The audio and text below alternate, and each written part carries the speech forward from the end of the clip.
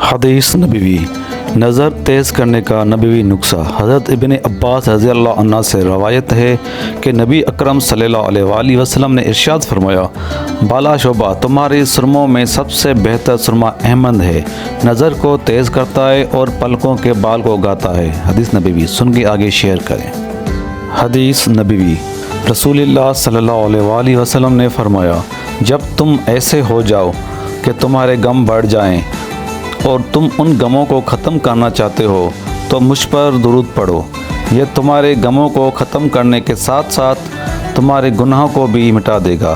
حدیث نبوی، حدیث سن کے آگے شیئر کریں۔ دین کی بات پھیلانا صدقہ جاریہ ہے، اور چینل کو سبسکرائب کر دیں، لائک کمنٹ اور شیئر بھی کر دیں۔ جزاک اللہ۔ اللہ حافظ۔ حدیث نبوی، رسول اللہ صلی اللہ علیہ وآلہ وسلم نے فرمایا، اور آپ صلی اللہ علیہ وآلہ وسلم نے بھی یہ فرمایا، جس نے میری ایک حدیث سنی اور دوسرے تک پہنچائی، قیامت کے روز اس کے لیے میری شفاعت واجب ہوگی۔ حدیث نبوی، ماشاءاللہ بہت پیاری سی بات۔ دین کی کام کرنا اور حدیث کو آگے شیئر کرنا، دین کی بات پھیلانا صدقہ جاریہ ہے، اور حدیث کو آگے شیئر کریں اور چینل کو سبسکرائب کریں۔ دوسری نیو ویڈیو حدیث سننے کے لیے بیل کا بٹن پریس کریں، نیو ویڈیو آنے کے لیے آپ کو انفارمیشن مل جائے گی۔ جزاک اللہ۔ بہت پیاری سی اور خوبصورت بات بڑوں کے درمیان۔ کسی بزرگ سے کہا گیا، کچھ نصیحت کر دیں۔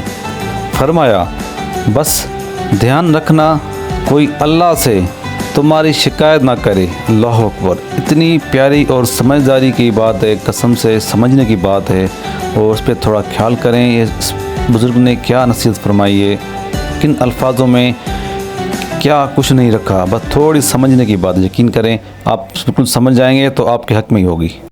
پیاری سی دعا، اللہم مصرف القلوب صرف قلوبنا علی طاعتک، اے اللہ، اے دلوں کو پھیرنے والے، ہمارے دلوں کو اپنی اطاعت کی طرف پھیر رکھے۔ آمین ثم آمین۔ حدیث سن کے آگے شیئر کریں۔ جزاک اللہ۔ کھونے کے بعد ہی پتہ چلتا ہے، کھونے کے بعد ہی پتہ چلتا ہے کہ کتنا قیمتی تھا جو چلا گیا، چاہے وہ وقت ہو یا انسان ہو یا کوئی رشتہ دار ہو۔ بہت سمجھنے کی بات ہے، سمجھداری کی بات کی ہے بھائی نے۔ سبحان اللہ۔